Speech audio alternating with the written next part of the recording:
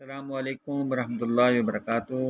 दोस्तों क्या हाल है? उम्मीद करता हूँ आप तमाम दोस्त खैरियत से होंगे। दुआ करता हूँ अल्लाह ताला आप तमाम दोस्तों को अपनी हिफ्ज़-ओ-मान में रखें। आइए आज हम अपने सबक की तरफ आते हैं।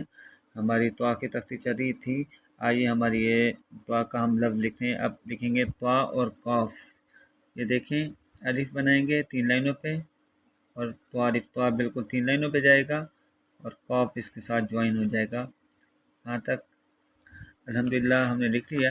आगे देखें तो कौफ अलिफ यहाँ पे और कौफ की गुलाई आएगा 3 लाइनों पे इसकी गुलाई करनी है, ठीक है।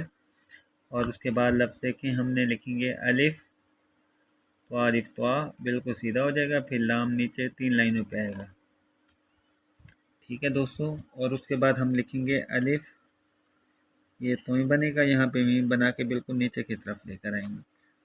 और अब अलिफ ये तो ही नून 3 लाइनों पे आएगा नीचे वाली, अलिफ तो ही यहाँ पे वाव 2 लाइनों पे आएगा, तो ही बना के यहाँ पे है मिक्स करना है।